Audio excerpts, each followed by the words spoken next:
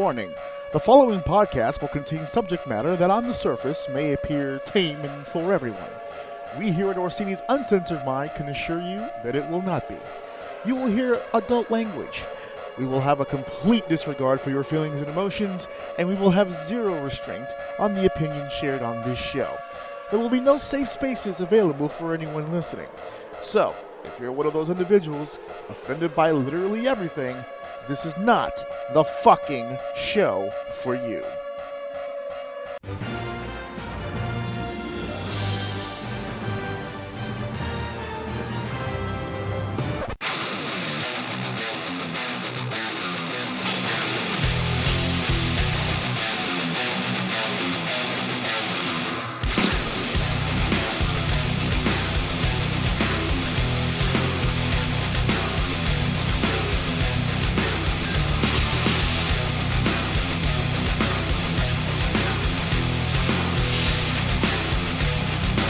Welcome to Orsini's Uncensored Mind, and now your host, AJ Orsini.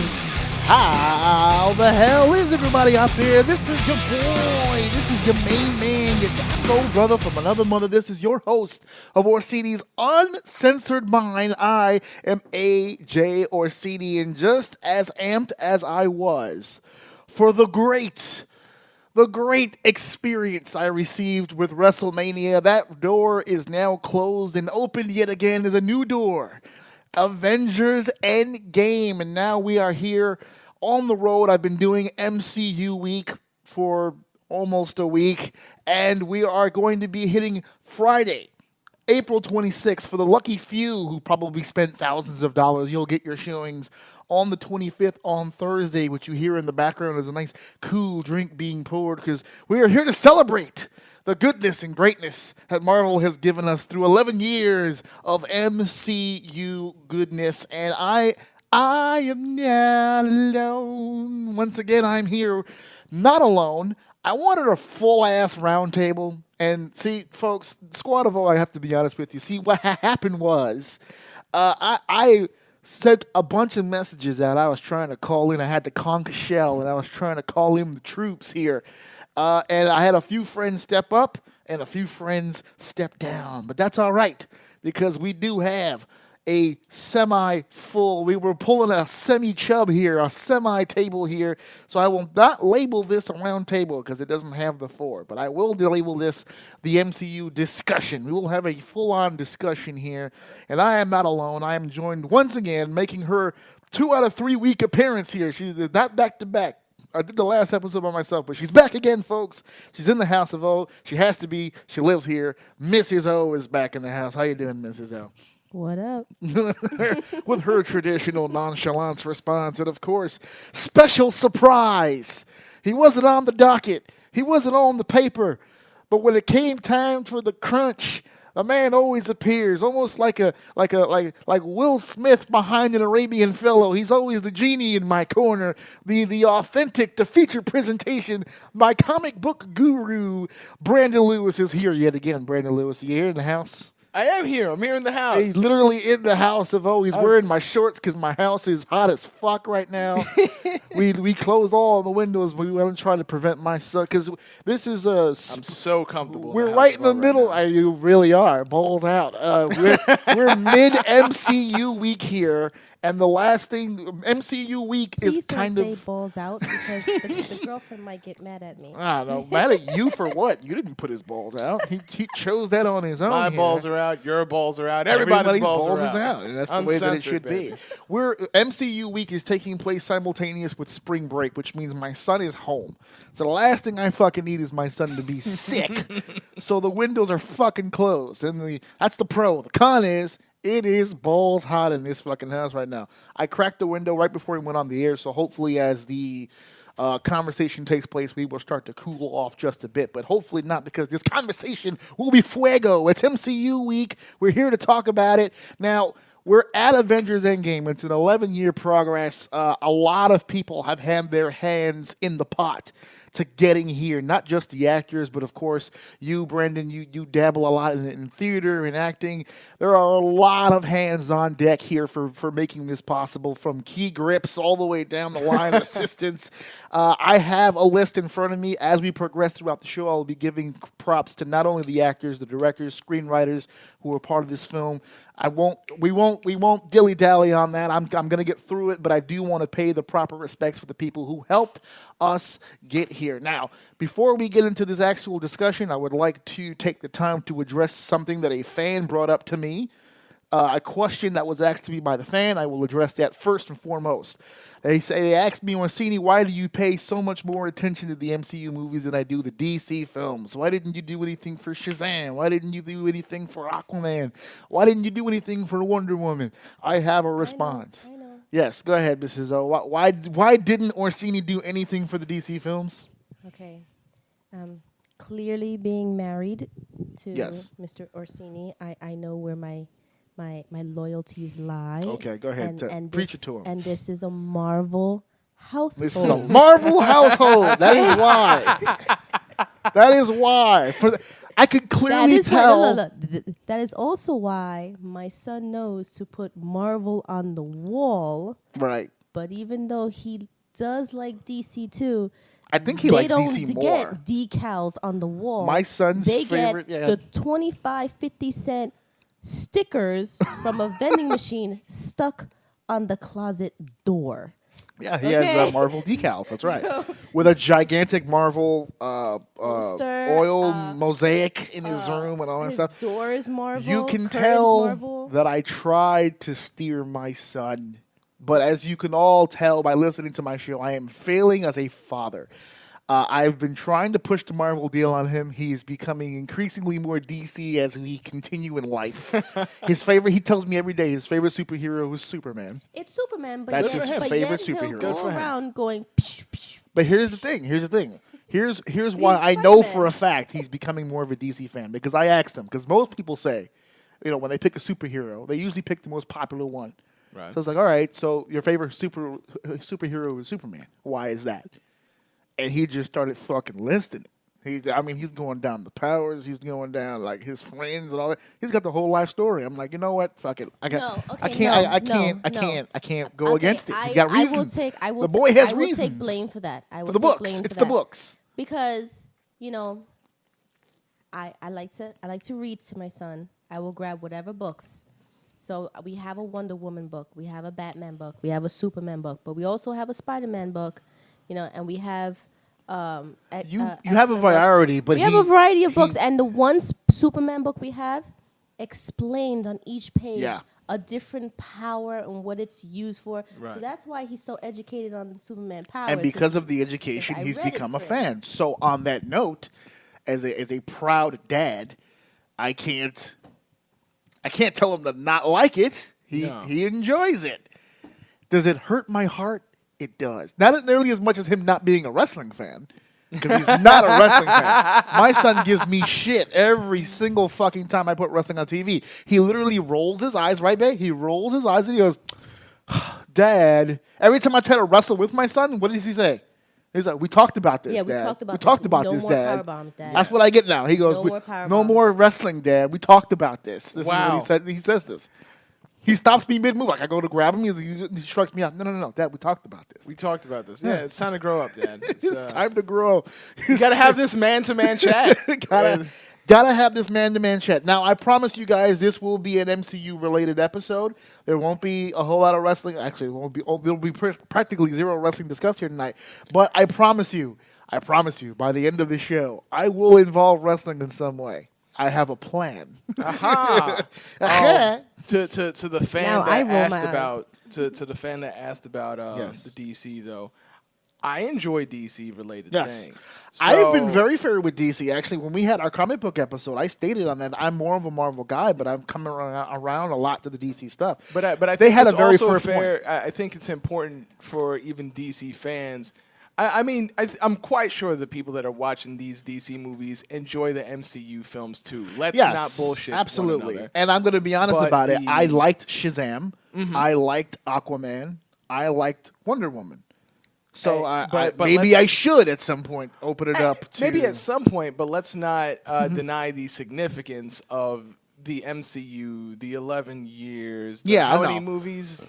This is Endgame will be its 22nd film under the Marvel Studios banner. You know, the MCU literally changed the way movies or franchises are developed now, because everyone wants to build a universe now. Yeah. Everyone, according to a lot of people on the inside, they may have done more damage than good. There's a lot of actors and writers right now that look at this and say, this is a hard act to follow, so to speak. Whereas, like, then don't follow it. Original. I wish I could remember that. It might have been Patricia Arquette. I can't remember exactly who it was. Who were like, it's very hard to come up with original content when this is the kind of stuff that's making the big blockbuster, the box office smash. We were talking about it, me and my wife, the other day. 10 of the top highest grossing films of all time, top 10. I think it was 6 or 7 of them owned by Disney between Star Wars and Marvel. But I don't think it's that important to gross money, because how much money you gross don't mean shit if you're also spending a lot on your budget, which is why some of the biggest money-making films have actually been the smaller films. Get Out, for example. Us, for example. Right. The other one with the A Quiet Place. Yeah. Which I still haven't seen. I really want to see that. I heard a lot of great things about that place.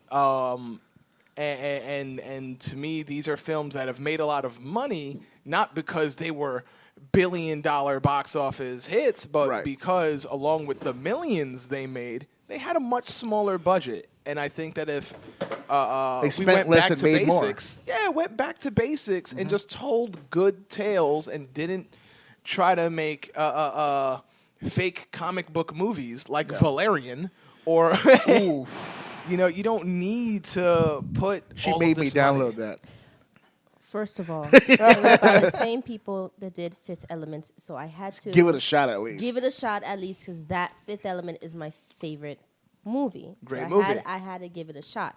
But speaking of before, when you said that now a lot of people are trying to make their own like groups and their like universes, their own universes. Yeah. Now I think it's like I'm not sure if it's Netflix. I think it's actually Amazon Umbrella Prime. Academy. No, Amazon. Well, something similar. Netflix has Umbrella Academy. Right. Amazon, which I think, hated, now has its own group of superheroes, all with similar powers as the Justice League. I saw that ad too, and it's supposed to be I like a comedy, like a raunchy. Yeah. Wait, like, The Boys? Yeah, yes. The Boys. Yes. First of all, that is a fantastic comic. If you've never read The Boys, it's based off of a comic. Yeah. See, but that's the point of the show. I think we'll talk about that. We'll get more into that, but I think. But you see, everybody's trying to find the less well-known superheroes to do these shows, like another one on. They have to. They have to because they can't on Freeform. Cloak and Dagger, which is a Marvel Cloak product. and Dagger. Again, probably one of the lower tier than the most popular superheroes that you know, but they all want to have a niche somewhere. Well, actually, you know what's hilarious about that? I'm glad she said that the way that she did, because for people like us, Cloak and Dagger is not a lower tier. Well, they are tandem. I mean, they're Marvel. They played a pretty big role in, I believe it was the Infinity Story. Was it not? It's lower tier for people who do not spend all day in a comic book store, which is oddly enough a dying thing now. Comic book stores, unless you're a diehard comic book fan. You don't know about Cloak and Dagger. No, that's true. That's you don't know about The Boys. Like you knew about The Boys. You knew exactly what I was talking about. Yeah. So, I saw the ad too. I couldn't. And personally, I didn't know also that it was not a comic book until you said that for The Boys. I actually thought it was just an original remake, as I don't want to say spoof, but definitely like a play on superhero deal. Right. Like I didn't realize it was an actual. It felt like a spoof when I was watching the. Well, it kind of is. There's a whole theme around. If the comics that we know, if the heroes that we know weren't exactly how we envisioned them, and Marvel and DC have done this to each other, like a little tit for tat. Marvel has why am I'm doing so bad right now at That's thinking fine. The of- wine's kicking in. Go ahead. But yes, I am drinking, ladies and gentlemen. They expect The it. When the two Squadron- of us are on the show. The Squadron Supreme on Okay, Marvel right, yeah. was a take on the Justice League. Marvel has their own version of the Justice League, and I don't mean the Avengers. Right. You know, they're currently active in the Marvel comic book universe. So retellings of the heroes that we know and love, how we can kind of pervert the idea is not a new concept. Mm-hmm. But being able, and the MCU should be thanked for that, being able to see all of these different comic interpretations on Amazon Prime, on Hulu, on Netflix, on whatever. Fucking, if there's an anime, Crunchyroll, I don't care.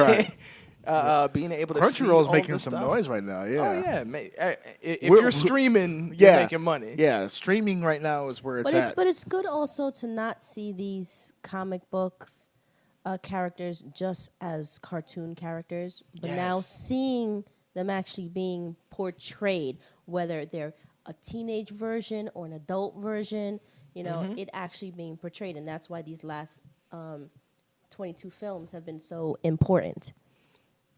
Absolutely, and since we just spent the last 15 minutes talking about comic books, You're which damn I, right. which And you I know didn't what? expect, And you know but what? well, I'm with it. Well, I'm and with you it. saying that, because you said 11 years, and it did not dawn on me Yeah. that it has taken 11 To get to years this film. to get to this film, and Yeah. now I have just realized I have spent the last 11 years worth Birthdays. of birthdays on Marvel. It is our because it birthday always- tradition to see these films on Yeah, her birthday always. weekend because Always, it 'cause always it- gets released May. I'm gonna go Yeah. through it because I have the dates down for the Every releases. birthday I watch a You'll Marvel see film. May, and Right. and you know because you My last 11 dabbled years in of my life. Yeah, you dabble in the business, and Ian also dabbles in the business when he comes on the show. That's that point May right before you hit the summer is fucking Yeah. huge for movie studios, and it's become almost a tradition. No, it not is. just with us, It is. but just in cinema for the last 11 years that the big Marvel film comes out in fucking May. Yeah. So we're gonna go through. As a matter of fact, let's get really balls deep into this shit.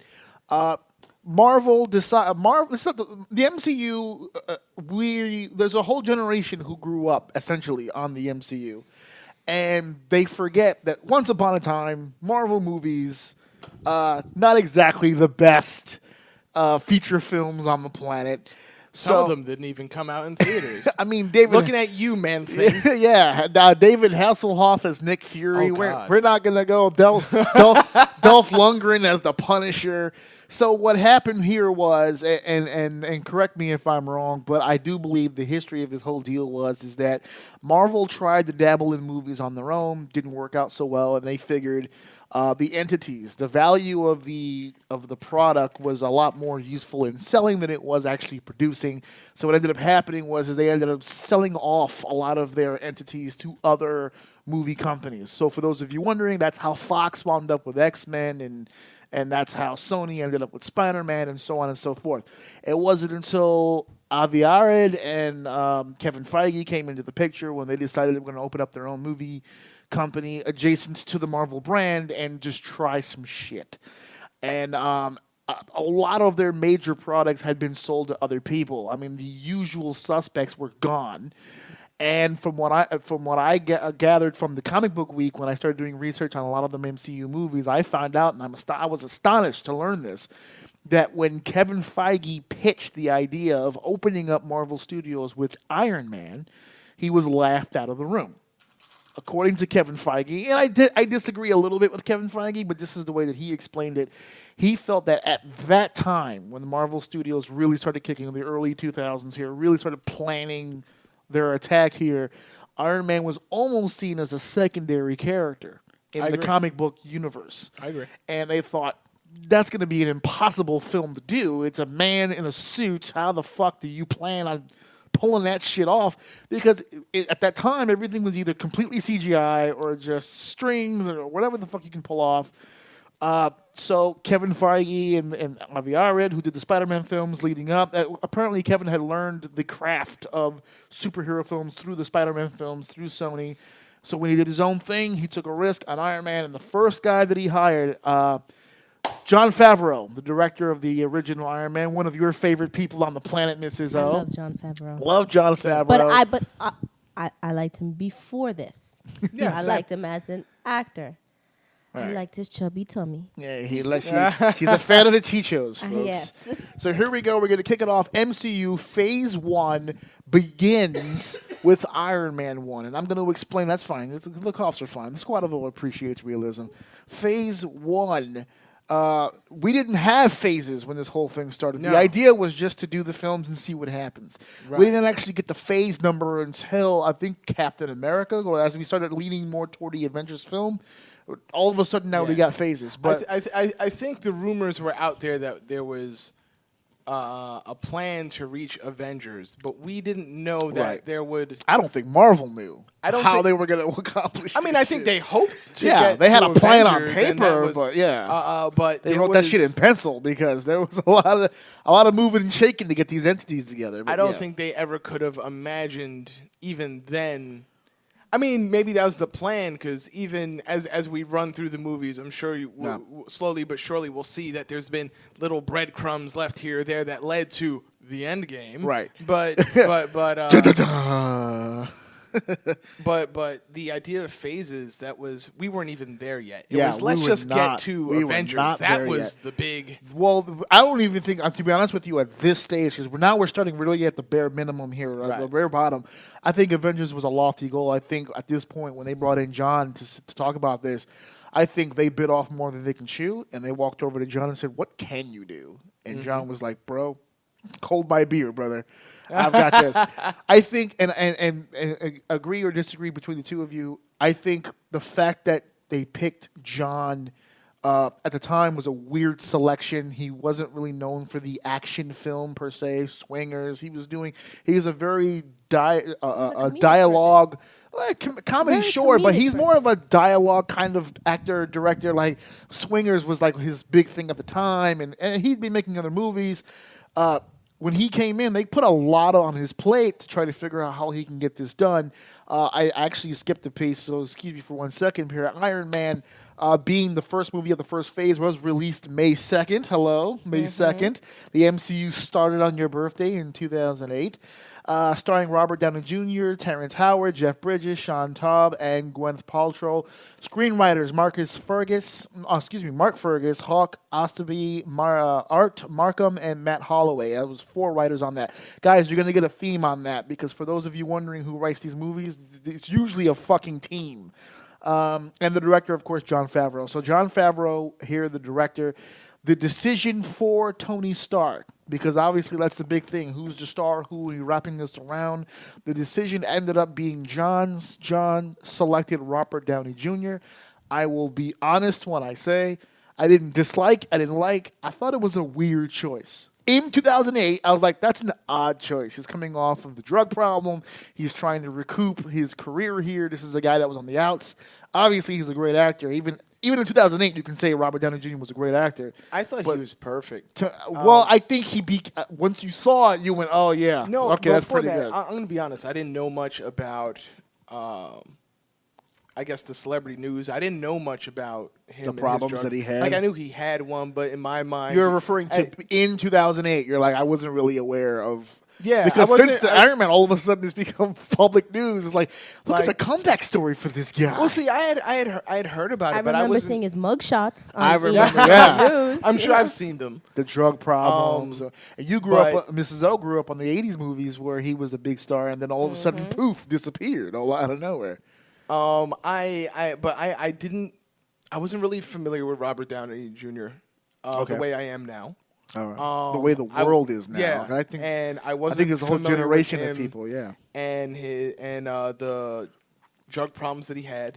The fact that he had drug problems wasn't like really a big deal to me because to me, oh, you're an actor in Hollywood. Tons of people In have the drug 80s? problems. With Yeah. drug problems? Duh.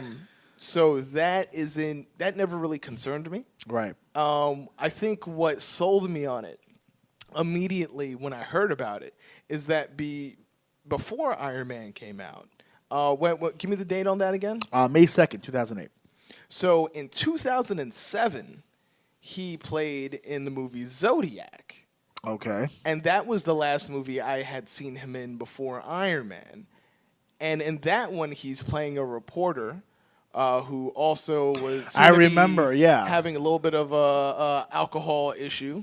Mm-hmm. And I got to see just Robert Downey Jr. just be Robert Downey Jr. in that, I didn't know that this would the take that he would be. It just that he was is who he pre-Tony is. Stark. Yeah, this just is who he is, and he was witty in that film too. Yeah.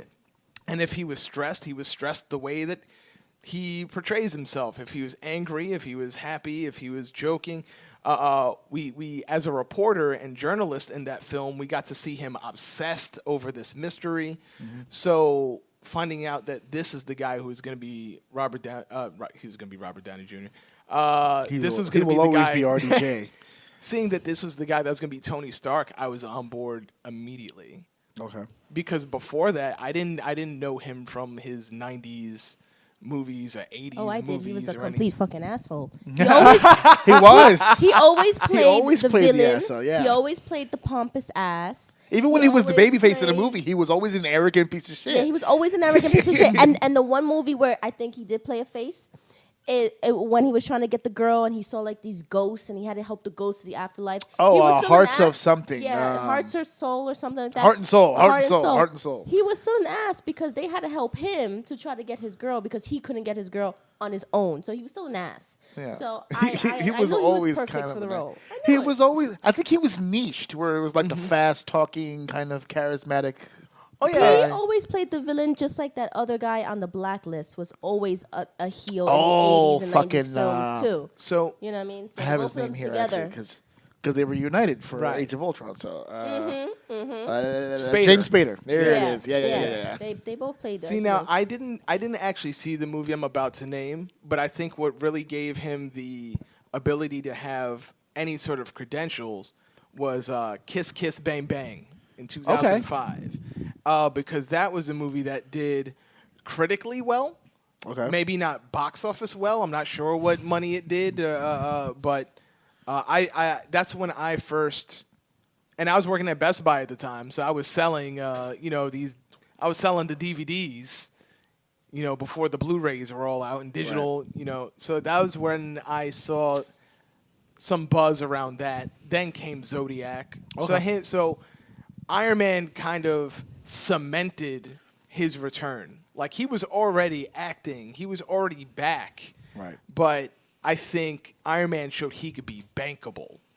Yeah, it definitely showed some mainstream appeal. As a matter of fact, mainstream appeal is a question that I have to ask next about this film. Terrence Howard comes in. He's the original Rhodey. He got one in as compared to Don Cheadle's 4 or 5 appearances as Rhodey.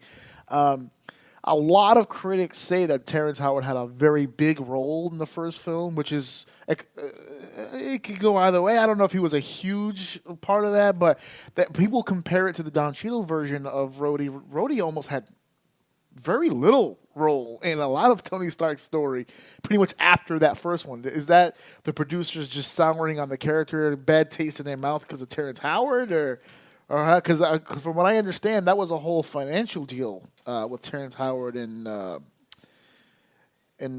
first Iron Man situation? I mean, I had no particular I know you have no dog in the race. I'm just saying. No, but like I wasn't really a fan of. I did like character. I did like his next time line at the end, where it's just like, "Next time, baby." I liked it at the sold that time beautifully, because yeah. I like being. I bet you he didn't think he was setting that shit up for somebody else. No, he didn't expect it. I don't. When I watch it back now, I don't like it because it's such like a cheesy thing to do. Oh, that one line. I think sometimes Marvel gets a little carried away with their teases. Oh, Like still, because that was movie- the first one. No. Well, same movie. Yeah. I believe it's the same movie. It's been a while. Go ahead. But same movie. We got to see a little cameo of the original Human Torch. We didn't actually. The original Human Torch isn't Johnny Storm from the Fantastic Right, Four, but yeah. back in the Invaders days of timely comics Right. before Marvel, the Invaders were Namor the Submariner, Captain America, and You have to say Namor with a Human more Torch. Spanish accent. Namor. Yeah, Namor. There you go. You have to say. Go ahead. Namor el Submariner. Yeah. Oh, excuse me. He's coming around, folks. I'm gonna get him. Namor And- Spanish. I'm convinced. Get the hashtag started. You know, I was so pro him being Asian, but now that He's a Latino. now that Shang-Chi is coming out, and Yes. we still don't have a Latino. He has officially been announced for Phase 4. Yes. But at one point they show. I might be jumping the gun. I'm not even sure if it We happened can in the jump, Iron that's Man fine, but go film. ahead. But Human Torch cameo, right? but there was a original Human Torch. You know what? I don't think it happened in that film. I am jumping the gun. that's fine. Which film was it? I believe it's Captain America. That's fine. Okay, but what do you First mean? Avenger. But they're looking at like the World's Fair, and it's There showing it is. Yeah, all that's of Cap this. first for Avenger. Yes, Yeah, first Avenger. Yes. and one of the things that at the World's Fair was we talking this- Easter eggs, ladies and gentlemen. Yeah, Already little- early in the little, episode here. You had the Human Torch, the original Human Torch, in like a bubble, which is they don't announce it, they Right. don't say anything, but if you've Yeah, you before know the that Fantastic origin. Four, there was a Human Torch. it was this Yeah. android that was could basically emulate being human, look like a human. The problem is the moment it touched oxygen, it would light up in flames. Right. And once he escaped, he like gained consciousness, escaped, and became the Human Torch. And I think little Easter eggs like that are a lot cooler than next time, baby. Yeah, okay. All right. Well, listen, it was the first time out. We also had Jeff Bridges show up Yeah. as one of the first villains here. And Great job. For a long line of movies that has a history of hit or miss villains, this was a great first villain. Yes. The Jeff Bridges character, and a shock to the world. Gwyneth Paltrow getting out from underneath her own ass to do something not Shakespearean or a period piece, doing a modern high tech movie. Thank you, Gwyneth, for blessing us with your amazing abs for several years of television here. That was the first Iron Man movie. Set the stage. The next film in Phase 1 set a controversial tone. Ed Norton would join the ranks of the MCU and present us with The Incredible Hulk. That movie was released June 13th of 2008. So we're talking about May to June. That's about a 1 month jump in MCU movies. Ed Norton comes out, gives us his rendition of The Incredible Hulk. Liv Tyler, Tim Roth, Tim Black Nelson, Ty Burrell. Why is he giving a starring credit? I don't know. He had an accumulated time of literally 5 minutes in this film, but I have to say it. And William Hurt as an amazing Thunderbolt Ross. So Yeah. amazing that 10 years had went by, and it was just as amazing when it returned as a character. Screenwriter was one person. Zach Penn put that together. Director Louis Leterrier. I can't really pronounce his French name. He was a one and done. I'm assuming he must have been an Ed Norton choice. Ed Norton.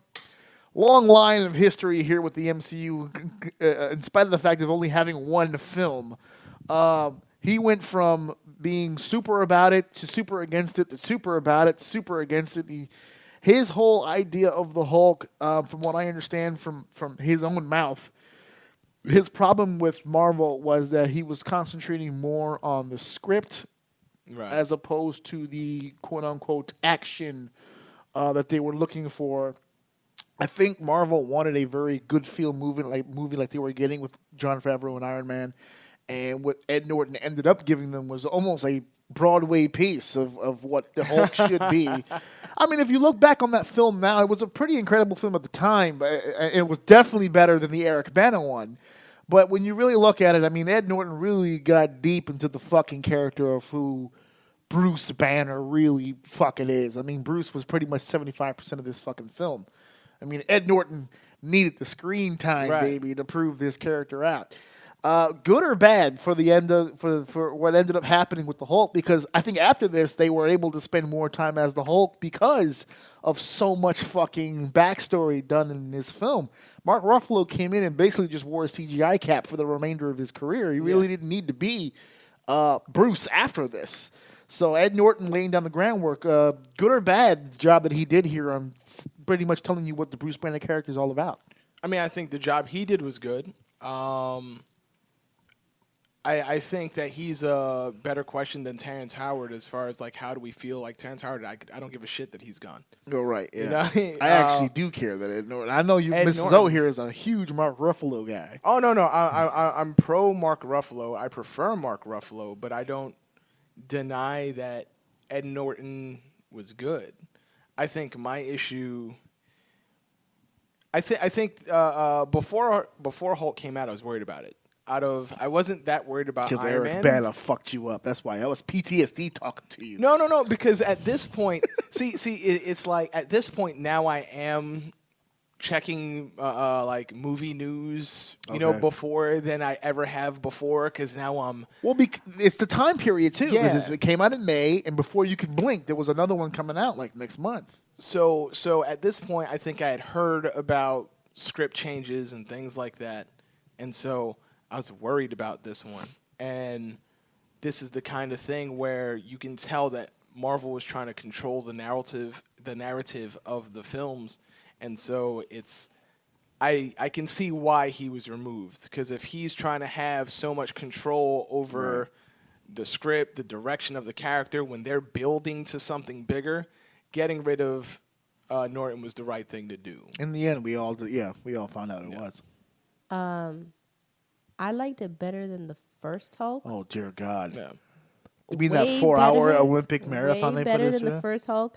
However, I didn't like the movie that much. It's not like it jumped from a 1 Well, to that's a fine. 10 to me. Yeah. Yeah, I You know agree. what I mean? And then when You're they- not wrong in then that when because I we haven't heard- had a Hulk movie since. And when I heard Mark Ruffalo was going to be it, I could not see him in the role at all. I thought it was a bad choice. I complained in the beginning. I was like, no, you like Mark I Ruffalo, can't see too. it happen. But then seeing him in the group and just seeing him just as Mark, and it doesn't really seem like he's trying to play up the other two people before him. He's Right. not trying to be Ed Norton's. No, he's not. He's doing and his he's own not, thing. and he's not trying to be the original guy's version. He's Right. just being, himself as a very intellectual guy, and it works for him. So I mean, and see him in the group, he meshes with the group. Would Ed Norton You know, have meshed with this group? But the That's a one good thing, question. but the one thing I kind of laughed at when I first saw him in the group is, how are they going to CGI him? Are they going to put a piece of Mark in Hulk? Like, are they going to morph That his sounds face gay, and have but a all piece right. of Mark in his face? You know, I wanna like put a they do piece with of every Mark. character. But they they try did, to put the though. original character. The facial in. expression is the same, yeah. You see some of Right. Mark in Hulk. And I was like, Man, what are they going to do to the Hulk? I almost spilled the spoilers just now when you said that, but I'm not. I'm not. I'm going to be a good boy on this episode because for those of you out there who follow my social media, you know that I did find that Endgame spoiler, so I won't say anything. I won't. I yeah. won't. Did I'm a you? good guy. I did. He did, It's and I right here was- on the laptop in front of me. I was this close to showing But I'm it to not. my Silly class. man. Yeah, 'Cause but they wanted to know. I'm not going to talk about it. I'm not No. going to talk about it. But, We'll talk about Endgame at the end, but yeah, go ahead. Go ahead. I think it's nice that there's a good to decent to however you see the Hulk movie. I think it's good that it exists. Yeah. Mm-hmm. It did its job. It did its job, Yes. and still, even though it's not really acknowledged as part of the family, even though Right. it is, Yeah. but it's not something that's talked about. It What's- followed in the. It's the bastard child. It followed. Yeah, in, actually it is, yeah. It followed in the footsteps of Iron Man in continuing the post credit scene.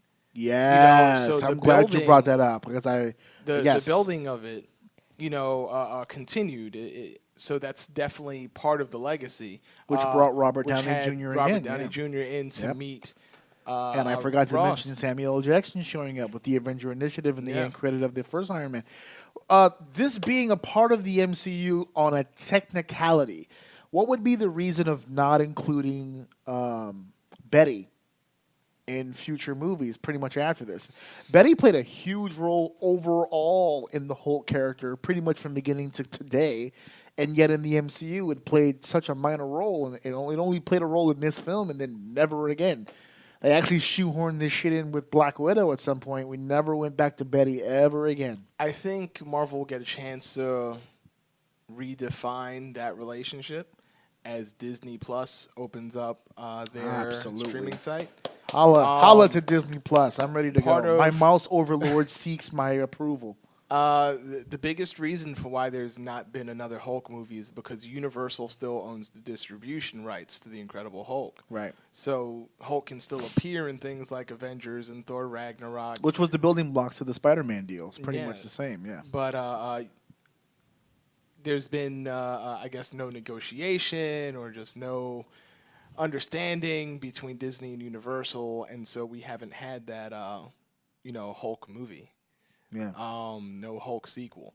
But I do believe there will be a Hulk TV show on Disney Plus. I'm not sure how much of it will All feature hail the Hulk Disney Plus. or Banner, but we do know that the legacy of Banner will continue on Disney Plus. But didn't you also tell me, and I think it was you who told me, that Me? Okay. that Liv Tyler is really close to Ed Norton. Yes. So when Ed Norton left the project, she pretty much chose his side. Yeah, but that was in to kind of 2008. just be loyal to your friends. Right, but that was in 2008. And But since still, then, Ed once Norton has you- made once peace you- with this. Once you close the door, a lot of people don't. Yeah, like I to know, open but that Marvel door and back Ed up. Norton has It's made like peace. You snubbed us. Well, now we're going to. I know, snub you I back. get it. And That's that would why explain- that Hulk is the bastard child. Right. We know it's alive, but we're not going to give it any attention. Well, and they gave it we're not gonna acknowledge that it. newest trailer that they just put out for Endgame, which wasn't really a trailer. It was Right. pretty much just another commercial for the movie because they really didn't throw in any new footage. But they did like this little collage of like all the MCU movies all together, and they included it in there. And Including public, her. no, they included the movie itself. No, like they but put your original question was about her. Right. Right. I understand. But So- what I'm trying to explain is that Ed Norton himself and the MCU have come to some sort of like squashing of the beef, so to speak, which was why the inclusion of General Ross has with the same exact actor happened, because it was like, oh, all right, well, we'll throw a little Hulk into the new what we're doing now, which I bringing think- Hulk Ross back was great, but. I think I what's think at cool this about point, that- throwing in Liv would throw shit off because they're doing shit with Black Widow. But No, Right. no, but honestly, like wherever the action is, you're not gonna tag along Betty with you. They're gonna need they needed somebody else who was willing to, who could calm him down, and I see why they chose the Black the Widow lullaby. to fill in getting- Right. that. Sun's that getting real spot. low, big 'Cause guy. You can't drag her along to every My favorite- every situation that you're in. that was my favorite Deadpool joke of Yeah. fucking Deadpool 2. Yeah. The sun's getting real low, big guy. He tried to lullaby Juggernaut, so that was the best. And we're gonna talk about that merger at the end. We're gonna talk about the merger at the end because at the end of at the ending of the MCU conversation has to be where we're headed next. But speaking of next, we'll get on to the next film, which ironically enough, Iron Man 2. Now follow me here, folks. Iron Man 1, 2008, Incredible Hulk 2008, Iron Man 2, 2010. Okay? It was a 2-year gap here between films and phases.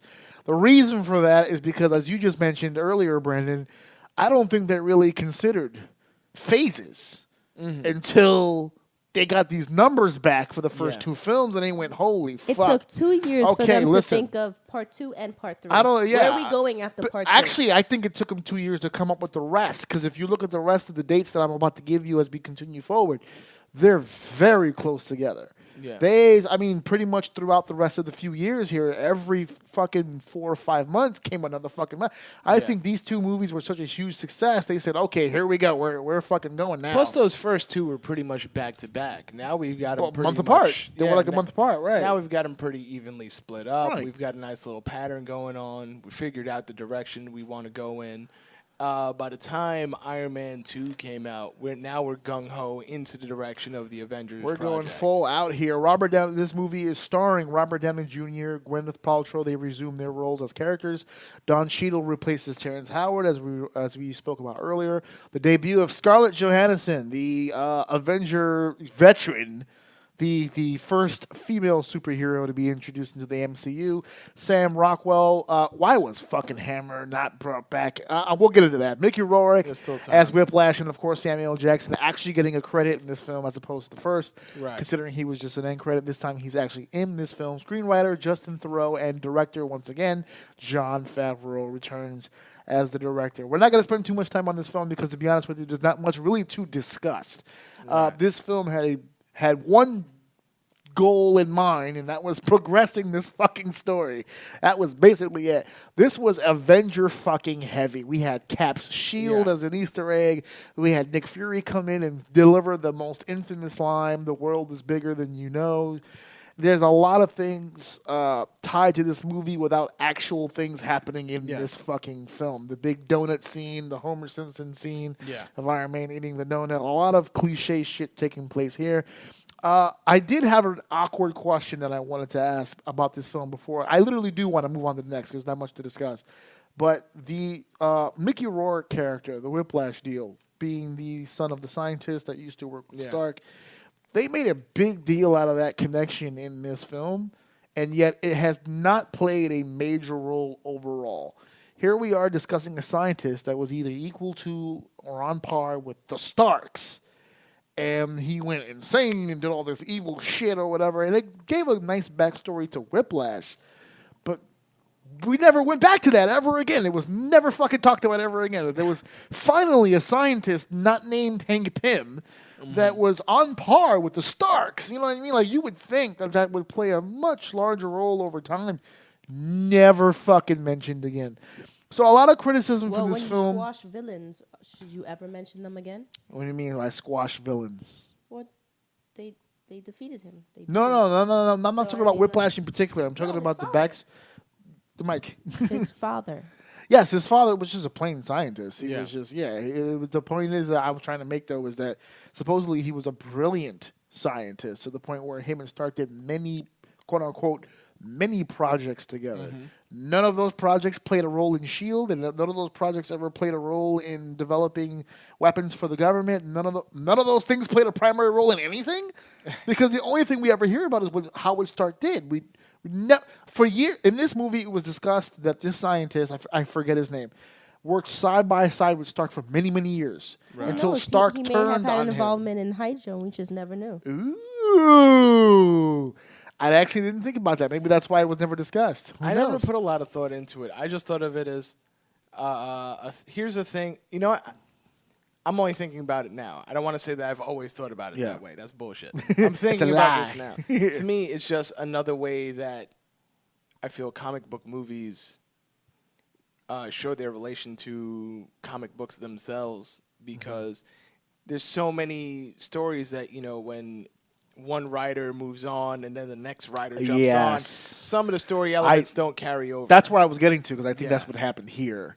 I think they solved the problem at the moment, and then they just moved on. I mean, I think we see how much that changes because Favreau didn't continue after Iron Man 2. Yes. Iron Man 3 was a completely different creative team. Yep. So, Which we'll get to. So maybe Favreau did have something in mind, but we never got to see it. Yeah. I know that we damn sure didn't see the Mandarin, but we'll see that. We'll see that when we get there. Yeah, we will see that when we get there. Iron Man 2 served a purpose, and the purpose is continuing that story, getting essentially more time for Tony Stark to develop as a character, because this is also the film where this is the precursor to Avengers. So he's at his quote-unquote cockiest, I guess you could say. This is when he was going through the whole disease thing, and they're trying to show some sort of fallibility with the character. Speaking of, this is where I'm going to start to eat crow just a little bit here, because our next film, Thor, came out May 6, 2011. It's the original Thor movie, starring, and so far, before I say who's starring in this, we've got Robert Downey Jr., we've got Gwyneth Paltrow, we've got Ed Norton, we've got William Hurt. We have heavyweights in the Hollywood game here. Yeah. This film is starring Chris Hemsworth. Yes. A virtual unknown at the time. Yes. Now he's Mr. A-list. He's Mr. Big Deal. But at the time, he was a gamble and a half. He was the star of this film. We have other heavyweights with him. Natalie Portman's on here. I'm not going to put Tom Hiddleston because Tom Hiddleston became more well known to us. He's probably more well known. But Stellan Skarsgård, I mean, we've got a lot. Idris Elba's on here. We got Rene Russo, Anthony Hopkins, a lot of heavyweight names on this film as well. But the movie was carried. It was starring Chris Hemsworth here. Yes. Screenwriters is Ashley Edward Miller, Zach Stensis, and Don Payne. Director Kenneth Branagh. And I've never heard that name before. This is literally the first time I had known that Kenneth was the director of Thor. Really? But I love the fact that for this one, they took a risk. Now, granted, you look at Chris, big, strong, strapping dude. He's not a natural blonde, but he pulls off the look well. Right. The only thing, the controversy. Let's talk about it. The contact lenses. That was the controversy. That was the only negative people really had with the film. The weird ass guy. Mrs. O has this face like, what the fuck? Wait, you just mentioned a whole bunch of fucking stuff. His eyes were like the last thing I was looking at. That was the nitpick people had because he wore. The one that I remember was actually that they dyed his eyebrows blonde. Yes. That's yes. If you look at all the other films, never again. They never did it again. They tried to make him blonde, for real. Yeah. They tried to make him uber blonde. Honestly, I didn't notice at the time, but now that it's been brought to my attention, I can't unsee it. They tried to Sue Storm him. Yeah. Remember Jessica Alba came back for the sequel and all of a sudden she was the whitest lady on the planet. She had all the attributes. Like, if we can make you less Hispanic, this is the way that we would do it. And they did the same thing here. They went with a more natural look pretty much every movie after this. Right. But let's not talk about the look for just a second. I want to go ahead and tell the world right now that I have to eat crow. Because I actually thought this was a lofty risk. Because Thor is such a, when you look back on the comic books, he's very theatrical, very they keep that Norse god thing really close. Even in the Ultimates, like he's just very, have at thee, and art thou, and all this. I'm looking at this. But he was like that in the first He one. was, but I wasn't a big, look at him. It just looks weird. I wasn't a big Thor fan growing up. I wasn't a fan of the film. I'm just going to be honest with you. I wasn't. Boy, listen, me and Mrs. O do you still feel that have way? something saved up for that. Oh, yes. No, I do. I'm gonna put it like this. Okay, so he's done 3 Thor films, but he's also done 3 Avenger films. Right. I love Thor more in the Avenger films than his own films. Right. His own films, sorry if it's a little controversial, his own films are trash. Yeah, I hate all of the Thor films. I think Ragnarok the worst. I think he likes playing off on people, and he has more people to play off on. With in the Avengers than his own films. The character in smaller doses. I can't say that actually because Infinity War he was like a huge Natalie part Portman, of that. But and then he has Tits McGee, and pretty much that's it. yes. First by of the way, all, Tits I'm McGee a is an big fan inside of joke. Tits McGee though. Yes. God damn, her tits are large. I But love That's it. He has Kat to Dennings. act If you're listening to me, to congratulations. act I with. hate you now for getting the reduction. I know you had to do it. But, It's a back deal. I get it. But God gave you a gift. You shunned God when you went under the knife. I'm just saying. But go ahead. I did not like Thor when I saw it in theaters. No, I didn't either. I do like it now, having seen it on Netflix. I appreciate it for what it was. I still not a huge. No, I enjoy it. I don't think it's the perfect movie. It's not in my top 5. I'm quite sure out of all these films, it's not even in my top 10. But I do enjoy the film. If I sit down and watch it on Netflix, I regret paying to see it in the theater. I regret paying to see it in the theater. And I didn't pay a lot to see it in the theater because I got discounted tickets that were included. Back Jesus. when He remembers the discount he got in 2011. Word, son. I worked in Best Buy, man. So Wow. DVDs were now at this point in media on the falling end of the stick, and so they would advertise. Companies would advertise discounted movie tickets if you would buy like a DVD that they had. Right. So I had a discounted ticket to see Thor, and I was like, and I saw it in 3D, and I was like, what? Yeah. And it did not meet the standards of what I want to experience in a theater. Big screen, you're sitting with an audience, you're expecting a That spectacle. Rainbow Bridge must have been dope in 3D though. It was all right. It's all right. But There is one section of Thor I will give credit. Maybe you can dole into this a little bit more. I actually want to ask you this on from an actor's perspective. Tom Hiddleston's scene as Loki confronting his father over the Frost Giants lineage. Yeah. The speech that he gave when he started to really tear up. It seemed so Broadway, so theatrical that it was fucking awesome. That's one of my, believe it or not, like I'm shitting on the movie, but at the same time, like that's one of my favorite scenes in the entire MCU when he finally confronts his father about his lineage and being stolen as a child and all that stuff. Like that emotion that he fucking gave. Talk to me more about that fucking emotion and just getting there as an actor. It's just like, it was so fucking good. I mean, I just feel that the UK in general, they have a different style of performance. Yeah. Branagh himself is both an actor and a director. Yes. And he's done his share. You just let me pronounce his name all wrong just now. What is it, Branagh? I don't even know if I'm pronouncing it right. Well, one But- of us, but- one of but us I've has been- to be right. Yeah, one of us. Between the both of us. Coin. But I've been calling it Branagh for all these years. Okay. All these years. Okay, yeah. I'm sorry. I just learned about his name today. So you're allowed to fuck up his name if he did fuck up his name. And if it's the first time you saw it and you got it right while I've been saying it wrong I honestly for years. did not know the director's name of my film until literally today. Go ahead. But he actually has a background in stage and Shakespearean work. So being able to bring that out of, I don't know what Hiddleston's acting background is, but being able to bring that he was out predominantly of people, Broadway. And let's not forget that he auditioned for Thor originally. Is that true? True. He I did. forgot about that. The audition video was on YouTube. You can check it. He actually auditioned for Thor. He wore the blonde wig and everything. And they said, "Oh, we don't know about Thor, but we definitely have a role for you, my friend." And that's the thing, when you're able to bring that out He of didn't have the someone, body. Nah, he didn't have the body. you know, when you're Look at talking Hemsworth, about bro. when you're talking about gods and you're talking about something that's more than human, you can't perform it thespian. like a human. Yeah, thespian. Very thespian. So you like, got to yeah. do something different. I thought it was really cool. I enjoyed seeing Thor when the second viewing, seeing Hemsworth as Thor as a fish out of water.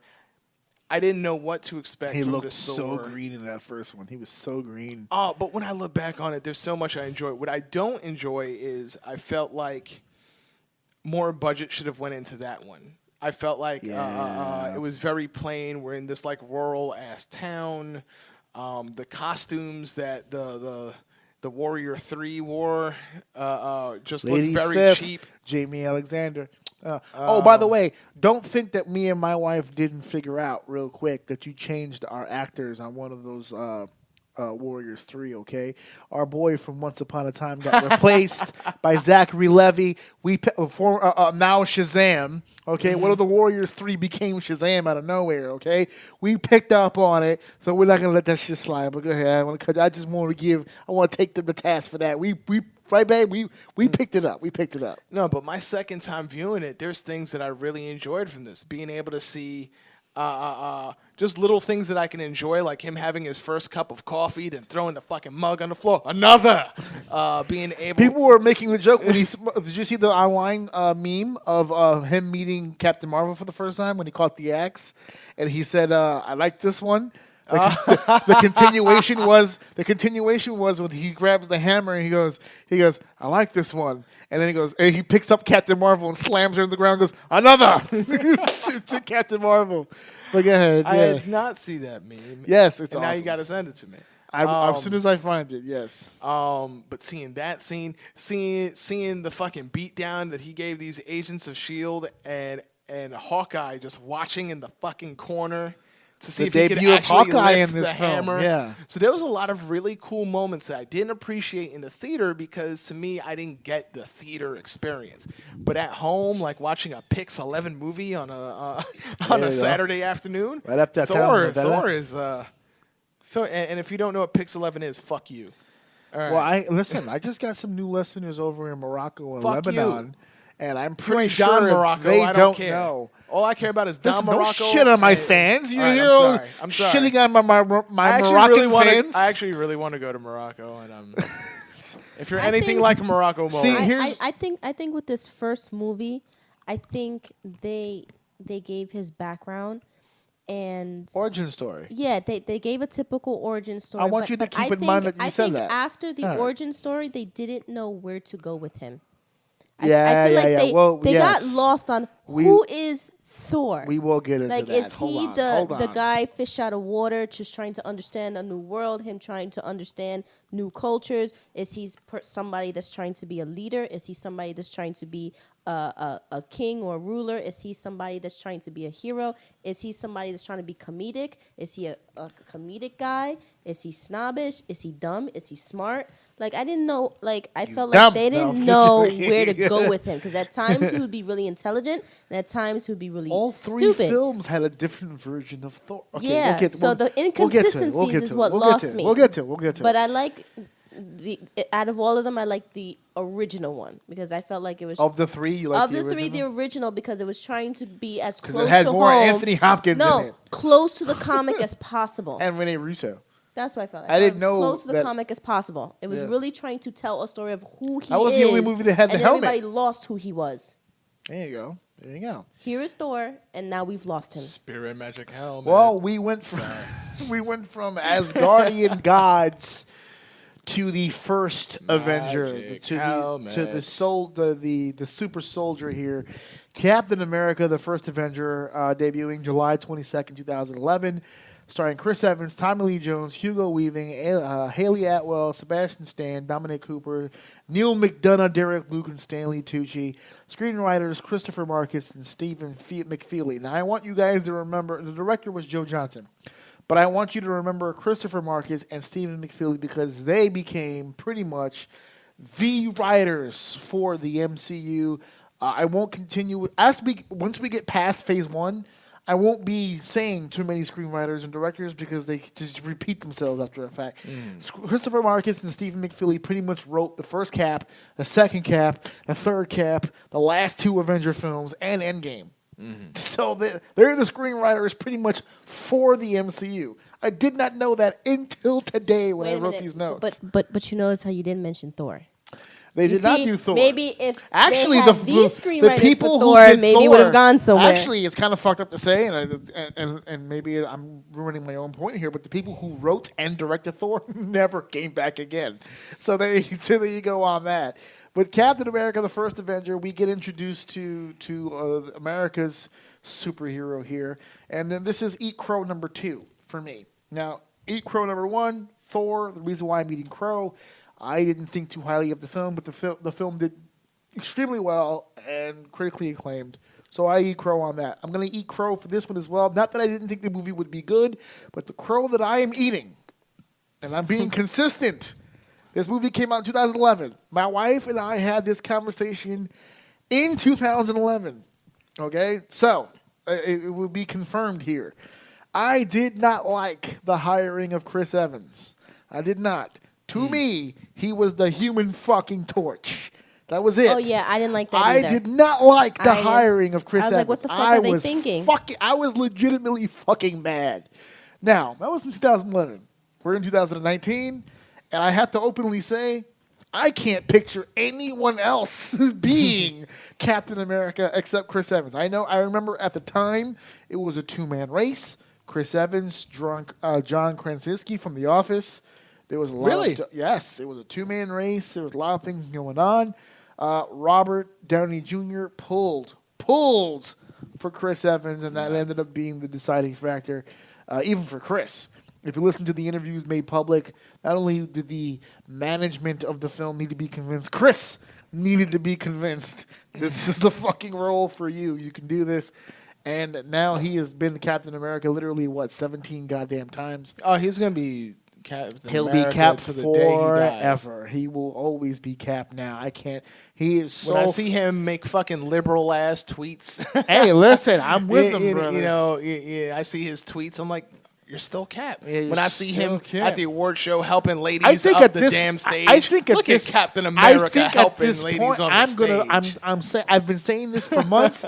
I'll continue to say it. I think he's starting to live the gimmick. I think Cap has changed him. I think he's become slowly but surely in real life becoming Steve Rogers. Well, that's a good thing because he could have been the guy from Scott Pilgrim dear versus God. the world, or niched in that not a happy, not an average teen movie or whatever the fuck that was called with the whipped cream dick. That he had. Varsity Blues. No, not the spoof of Varsity Blues. Oh. He was the spoof, not another teen movie. Yeah. Never got another teen movie. Yeah, exactly. Paul Walker Exactly. was. Yes, he was. Varsity Blues. Pre-car crash. Yes, he was in that whole deal. But Captain America, the first Avenger. This is basically a paint-by-numbers movie. I mean, this is Babyface 101. This is the original. I loved it. This is the original version of how to be a babyface. I mean, the whole deal with being the I mean, this is everything. This is the underdog story. This is the American hero propaganda story. This is the military #1 fuck Hitler story. This is every stereotypical shit in movies, pretty much from the early 1900s to today, all fit into one fucking film right here. They wrote this shit pretty much to the T. To how close to the comic book character was this film? Well, the things that I really enjoyed about it is the deviations from it. I think it's very fucking close. I think we're talking like 99%. Up until this point in the MCU, it's probably the closest to the comic book that it was. I would say if anyone's closer, maybe Iron Man. Yeah. And that's really only the first one. Yeah. You know, not so much 2 or 3. I felt like they had more original tales in their second and third. But this origin tale very much, you know, look at this here comic. How can we put this onto film? Yeah. What I thought was great was how do we take this character who in comic books punched Hitler? Is that canon? How do we But he did punch him in the film. film. They found a way to do that by making him. They found a unique way of punching Hitler.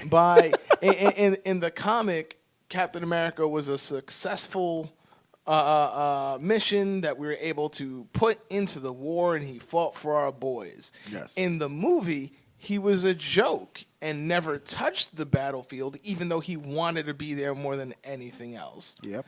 And I thought that was a really cool deviation. I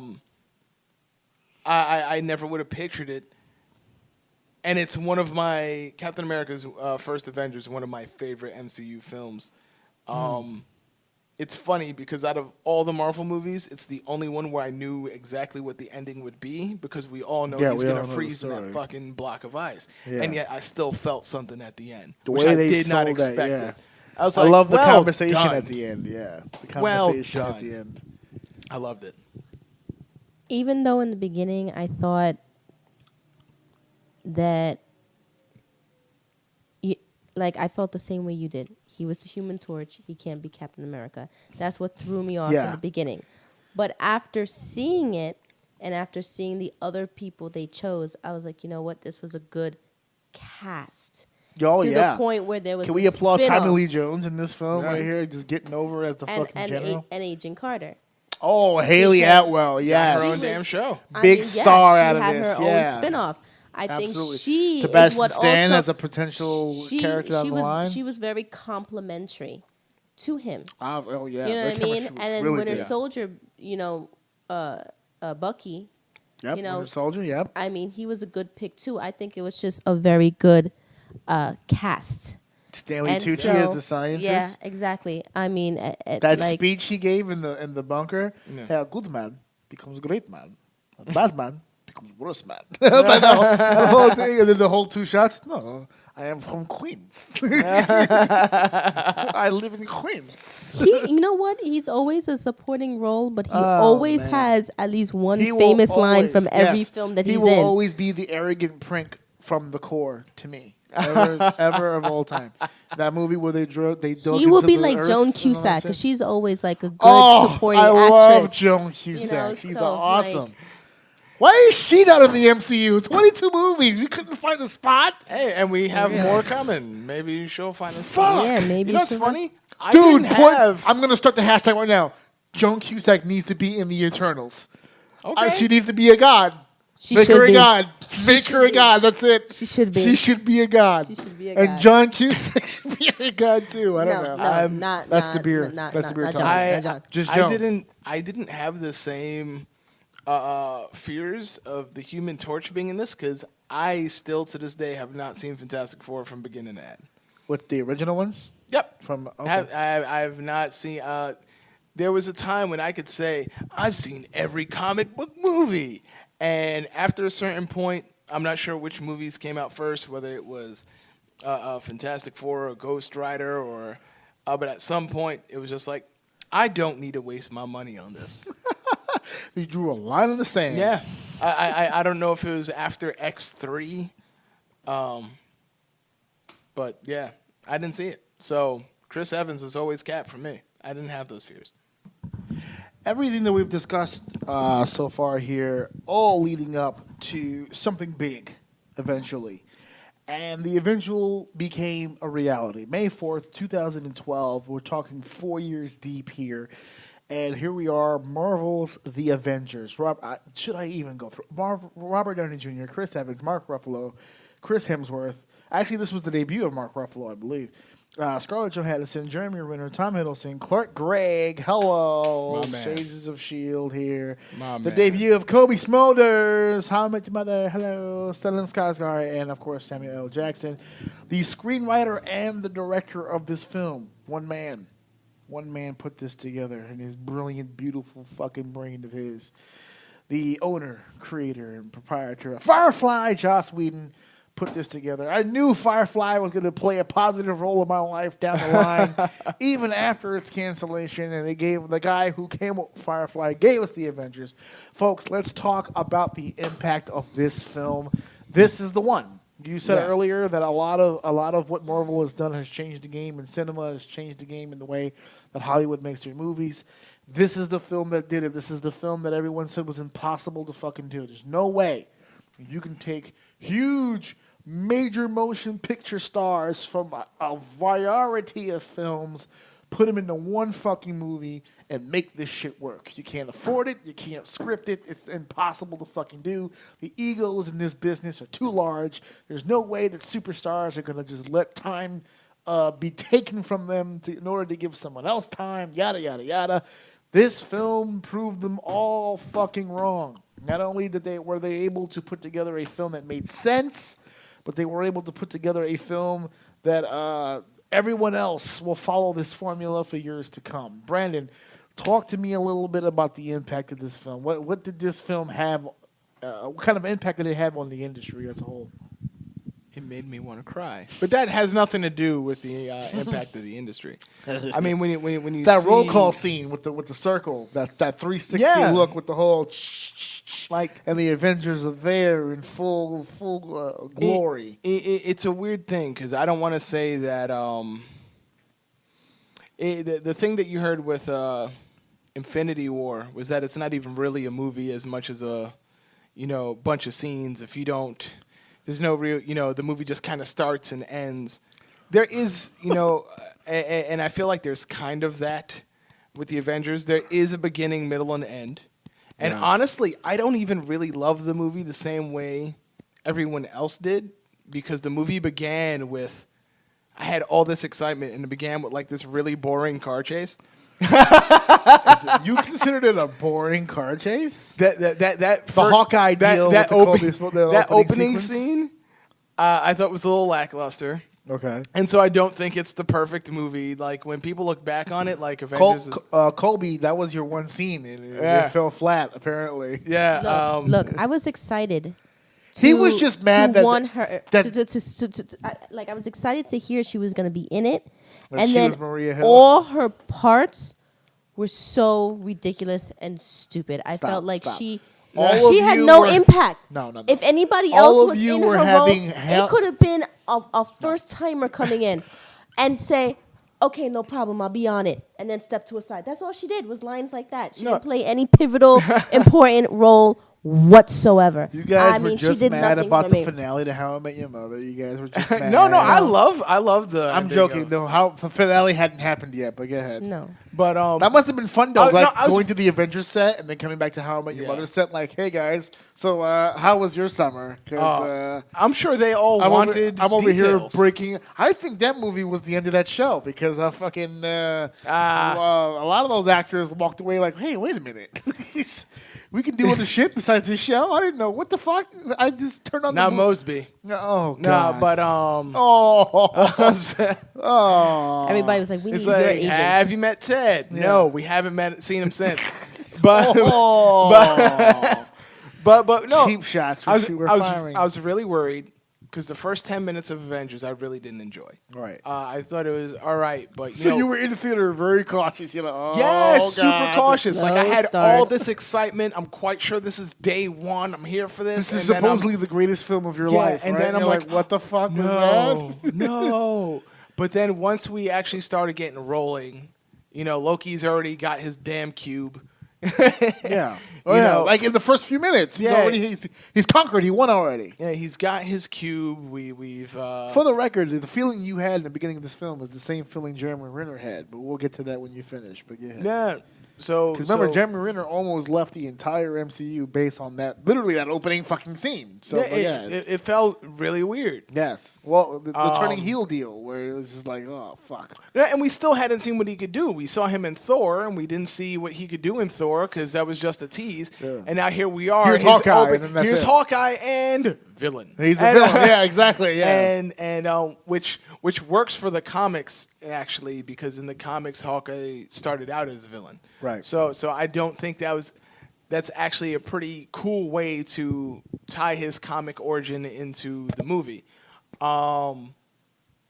But yeah, I wasn't very excited in the beginning, but then once we started getting rolling and we got all these characters connecting and we're seeing the wittiness of all of these heroes playing off each other, and then we get Thor versus Iron Man, and then we get Cap's shield blocking what- beer in there. Yeah, thank you, because I was about to sound like Tits McGee and go, Murner.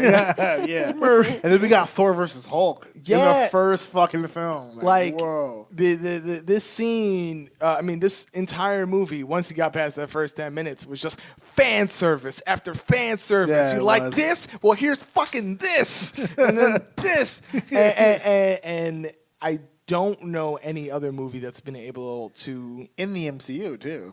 Yeah, no, I don't know anything that's been able to compare to that. And I feel like a bunch of movies. Not even, I don't want to say they don't try, but like their attempts are never really get off the ground.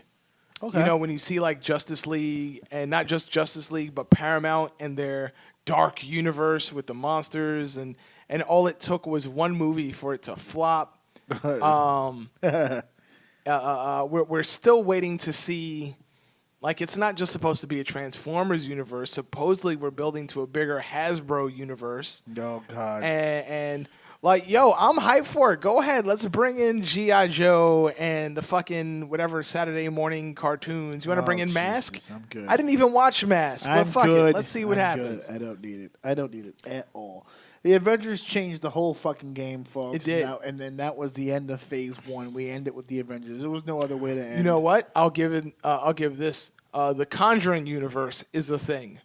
Oh, Jesus. And a successful thing. I can't wait till the next Halloween. I'm gonna have a fucking discussion about that shit too. I want people in here discussing Halloween shit. I'm trying to get the man himself, Mask Man, Pete, to come on the God. show for the Halloween deal. But more on that later on. Pete here. Rodriguez. There you go. That he completely name drops for Peter. zero reason. Peter Arturo. Oh my God, is that I really don't- I his don't middle know. name? I don't know. It I'm just- should be his middle It name. should be, shouldn't it? He should definitely be an Arturo. Peter Arturo. We're Rodriguez. too inside right now, but here we Yeah. are with Avengers Ends Phase 1. Hey guys, Orsini here, and I just want to take the time to thank our sponsor for the live WrestleMania Roundtable, 2bescene.com. That is the number 2, BESCENE.com. They are an entertainment and videography company, and I have given them big 2 thumbs up. I have used them in the past for my own pro wrestling company, and I'm glad to be working with them yet again with the podcast. Now again, they're an entertainment and videography company.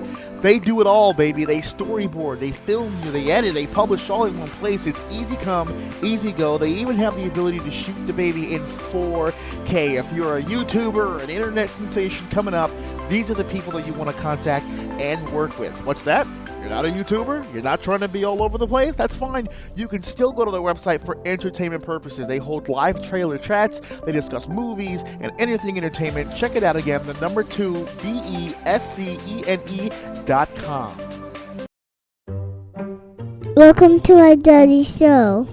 This is Uncensored mine. If you listen to my daddy show, he should buy me toys. He's a good daddy.